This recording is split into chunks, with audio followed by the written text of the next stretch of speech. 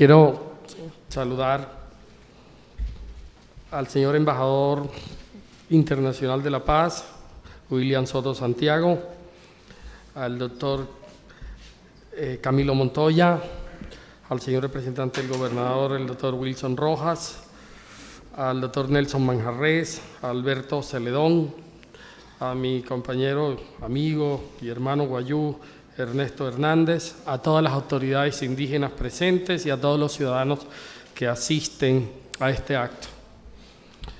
Han pasado 69 años del Holocausto y cuando la filósofa Hannah Arendt fue al juicio de Eichmann en Israel, uno de los grandes criminales nazis, quedó asombrada porque quiso encontrar un monstruo y encontró a un burócrata eficiente, a una persona que era despreciada por sus colegas nazis, a un ser humano controvertible y sencillo, y de ahí ella acuñó la palabra o la expresión banalidad del mal, en el sentido de lo burocrático y lo tecnocrático que puede ser el mal, de la mediocridad que puede haber en el mal, más que esa barbarie brillante, esa crueldad monstruosa.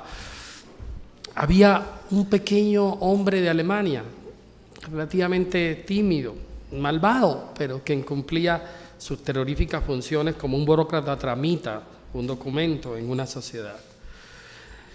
Y han pasado pocas semanas de lo que sucedió en Iguala, en México. 43 estudiantes fueron desaparecidos y asesinados porque un alcalde y su esposa consideraron que podrían ser una amenaza para la campaña a esa localidad mexicana. Y esa tragedia de Iguala plantea cómo un México que se creía moderno y en el cual regía el Estado de Derecho no estaba exento de que ocurrieran este tipo de atrocidades inimaginables, que por un pequeño cacique local la vida de 43 estudiantes haya sido cegada. No tiene la menor de las justificaciones. Han pasado varios años, desde el 2004, días de que en Vallaportete, aquí en La Guajira, se cometiera la atrocidad de matar mujeres guayú, de asesinarlas, de desaparecerlas, por un grupo de fascinerosos que se hacían llamar héroes, se hacen llamar héroes, y que tratan de convertir el genocidio en batalla, que son los paramilitares. Esto nos muestra y nos lleva a una pregunta: ¿qué es civilizado y qué es ser bárbaro? Civilizado, nos dice el pensador Svetan Todorov, es aquel que reconoce plenamente la humanidad del otro. Bárbaro es aquel que niega la humanidad del otro. En ese sentido, no es civilizado ni aquel Estado ni aquella sociedad tecnológica, demográfica o económicamente más poderosa que otra. La Alemania nazi es una sociedad bárbara porque niega la humanidad del otro. Muchos de los pueblos indígenas, casi la totalidad de ellos, siempre tienen un lugar en su conjunto mítico para el otro. Llámese Quetzalcóatl o Bochica, siempre hay un lugar para el otro. Y nunca está en duda reconocer que hasta el más radical de los adversarios es humano. Entonces, encontramos que tenemos que cambiar la vieja idea de civilización y de barbarie, que no tiene nada que ver con el tamaño de la economía, ni el tamaño de la tecnología, ni lo avanzado del poder militar, sino simplemente con la capacidad de reconocer plenamente la humanidad del otro. Y la condición de persona, que es supremamente interesante. En Occidente, la condición de persona está adscrita exclusivamente a los seres humanos. En la mayoría de las sociedades indígenas, la condición de persona no es exclusiva de los seres humanos. La humanidad es solo una de las manifestaciones de la personalidad, porque la personalidad implica capacidad de agencia, conciencia, intencionalidad y código moral. En ese sentido, las plantas y los animales son personas, porque tienen capacidad de agencia. Los vientos en el mundo wayuu son personas, porque tienen capacidad de agencia, conciencia y código moral. En Occidente consideramos que los seres humanos somos organismos biológicos y personas. Compartimos con los animales un taxón biológico y consideramos que los animales son solo organismos biológicos. En las sociedades indígenas, los animales y las personas comparten una condición mayor, esa condición de poder actuar, pensar y de incidir en el mundo. Por poner un ejemplo, todos los seres vivos participan del universo en la concepción indígena y son seres atentos al universo. En los universos perceptuales del cazador y de la presa existen ambos. El cazador que sigue las huellas de un venado encuentra que ese venado ha dejado una huella, un rastro en el universo y tiene un comportamiento. El venado que siente al cazador huele sus secreciones, lo huele, lo percibe y también lo identifica en su universo y cambia su actitud por la presencia de ese ser humano, porque sabe que está siendo perseguido. Entonces tenemos una red cósmica donde hay seres vivos que están atentos al universo. Esto implica entender ese sentido de la condición de persona.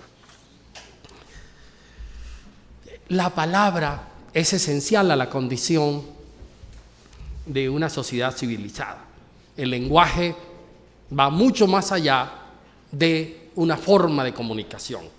El lenguaje es transformador de las relaciones sociales. Con nuestra actitud violenta, con un lenguaje violento, creamos relaciones conflictivas. Con un lenguaje pacífico, con un lenguaje de convivencia, creamos y sostenemos pacíficas y constructivas relaciones sociales hacia los otros. Así que, en este sentido, campos de la investigación lingüística y antropológica como la pragmática tratan de profundizar en el carácter instrumental y constructivo de la comunicación lingüística. Los discursos persuasivos. Si hay algo que caracteriza al pueblo wayuu es considerar que la palabra tiene un peso corpóreo, como lo puede tener un metal. Es decir, que la palabra puede transfigurar los hechos y puede cambiar la conducta humana para favorecer la conciliación y una actitud que se basa en producir argumentos y razonamientos eficaces. Son todos estos elementos que caracterizan a la praxis social a través del lenguaje. En este sentido, la palabra y la educación nos hace ciudadanos cabales, es decir, que somos además de ciudadanos, seres que tenemos imaginación y criterio propio, que somos capaces de tener una visión crítica del universo, pero que también somos seres que debemos sentir la compasión hacia los otros y entender sus logros y entender sus sufrimientos. Si algo es fundamental en nuestra sociedad actualmente es esta dimensión ética de la memoria. En 1991, el presidente Patricio Aylwin de Chile había divulgado los resultados de la Comisión de la Verdad y inmediatamente el ejército chileno reaccionó frente a los atroces hechos que se cometieron en Chile y el argumento fue: lo hicimos para salvar la patria. El presidente Aylwin le dijo: hay una diferencia entre la verdad factual, la verdad de los hechos y la interpretación ideológica. La verdad factual es que ustedes violaron todas las leyes de Chile, violaron convenciones universales de protección de derechos humanos. La interpretación que hagan es ideológica y atañe a sus conciencias, pero la realidad es que ante la normatividad nacional e internacional ustedes cometieron delitos atroces y eso no está en discusión. Lo otro está ligado a su fuero íntimo y a su ideología. pero la verdad factual era esa. Existe una política del olvido. Nosotros hemos escuchado hasta presidentes negar la existencia del Holocausto, gobernantes, pensadores, organizaciones. Y esa que busca la política del olvido. Busca abolir el pasado para abolir la posibilidad de ser juzgados y anular las exigencias normativas de las víctimas. Hay unas políticas de olvido. ¿En qué se basan las políticas de olvido? En Colombia, por ejemplo, hay 3 dispositivos para anular la memoria. El primer dispositivo discursivo de Colombia es el relato de los 2 demonios. Lo que pasó en este país fue que 2 demonios, la guerrilla y los paramilitares, se enfrentaron. Y como resultado de ese enfrentamiento se produjeron las víctimas que hoy tenemos en el país. El Estado, inmaculado, neutral, no tiene nada que ver con eso. Es por el contrario a quien le toca restaurar el resultado de esta confrontación entre estos 2 demonios. Lo que se olvida con eso es que se crea una asimetría entre perpetradores y víctimas y se desconoce que no fueron enfrentamientos lo que ocurrió en Vallaportete ni en El Salado, sino justamente la aniquilación de seres humanos inermes, de seres humanos desarmados, de seres humanos de comunidades como nuestras mujeres en Vallaportete, que no estaban en posición de defenderse y que quienes estaban con el deber de defenderlos no lo hicieron, sino que colaboraron con los perpetradores, como ocurrió en nuestra Guajira. Lo que quiere decir es que la mayoría de las víctimas no fueron de grupos armados, sino sindicalistas, campesinos, indígenas, artistas. Esas fueron las víctimas principales y han sido las víctimas principales. El otro dispositivo que utilizan para anular la memoria es la horizontalidad de las víctimas y los perpetradores. Es que resulta que estas víctimas vienen de un pasado de violencia, llevan la violencia en sí misma y resulta que entonces las víctimas se vuelven perpetradores y por lo tanto es una cadena cíclica en la cual se coloca también en igualdad a las víctimas y a los perpetradores. Y el tercer dispositivo es la asimilación de la víctima a lo patológico, lo irreflexivo y lo irracional. En este sentido, la memoria es fuego, decía Pinochet. La memoria es fuego, el país no puede volver atrás, hay que voltear la página, decía Pinochet. Pasemos esa página de la historia porque podríamos revivir el fuego de la confrontación y, por lo tanto, necesitamos el olvido, que es agua sobre las cenizas. Por supuesto, lo que intentaba esto era lo que ya decía, abolir el pasado para abolir la posibilidad de ser juzgado y anular además esas exigencias normativas de las víctimas. Por ello, Naciones Unidas y la Comisión de Derechos Humanos en 1997 estableció el principio del derecho a la verdad y el deber de memoria. Un derecho a la verdad y a saber que tienen las víctimas. Pero además hay un deber colectivo, que este sí atañe a toda la sociedad, y es que lo que se hizo contra las víctimas hace que realmente más que un número de personas sea la sociedad también la víctima. Hay una sociedad víctima de todas estas acciones. Por lo tanto, el deber de memoria atañe a lo público y atañe a toda la sociedad. Y este deber de memoria implica ceremonias conmemorativas sobre este tipo de actos inhumanos, reconocimiento público, monumentos, pero no podemos olvidar. Porque además tenemos que buscar un ejemplo de toda esta situación, la no repetición.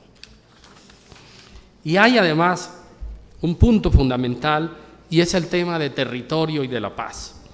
La verdad es que no podíamos entender la paz sin el territorio. Tenemos que distinguir entre tierra y territorio.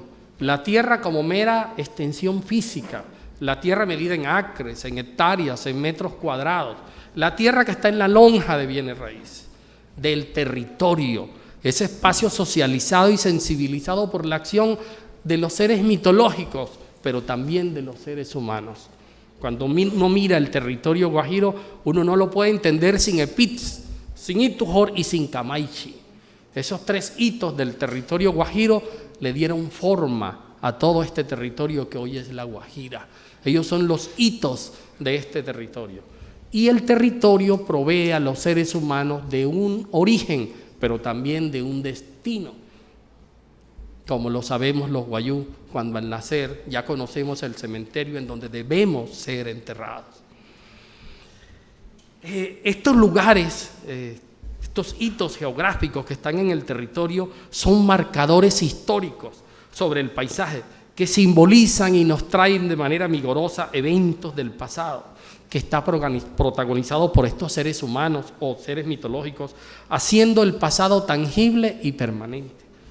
Al destilar estos sucesos del pasado extraordinarios o cercanos en una geografía actual, estos lugares logran cruzar el tiempo, haciendo accesible el pasado a quienes no lo han vivido directamente. Cada vez que vemos un cerro como Itujor o vemos un cementerio y recordamos memoria, traemos el pasado de vuelta. Cada vez que hacemos un segundo velorio, el pasado regresa a ese ritual, de manera que lo hacemos tangible y permanente y le permitimos a las nuevas generaciones acceder al pasado a través del ritual. Para los guayú, la tierra tiene diferentes tamaños. Para los geógrafos occidentales se puede medir en kilómetros cuadrados, millones de kilómetros. Para los guayú no. La tierra para los guayú, para el ser manso y pacífico, es ancha, casi sin límites, pero para el ser conflictivo ve la tierra reducirse a sus pies, ve la tierra empequeñecerse. No importa cuán poderoso sea. Pablo Escobar, el planeta de Pablo Escobar, fueron 2 láminas de Eternit en un patio, en un techo en Medellín.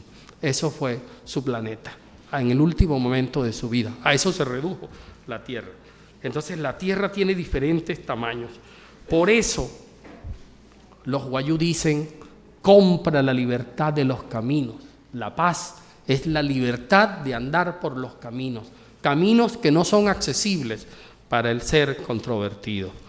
Pero además hay algo fundamental para finalizar. El país vive un proceso de paz que todos los colombianos anhelamos, pasar a ese nuevo orden y dejar atrás la violencia. Pero hay algo que nuestros gobernantes no deben olvidar. Y lo que no deben olvidar nuestros gobernantes es aquel concepto del pensador holandés Rod Riemen en su libro Nobleza de Espíritu, que dice: obtener y luchar por la paz no es suficiente. Ni es suficiente obtener los derechos fundamentales derivados de la paz, ni la prosperidad económica. El reto a la luz de la historia es darle sentido a esas conquistas. Gracias.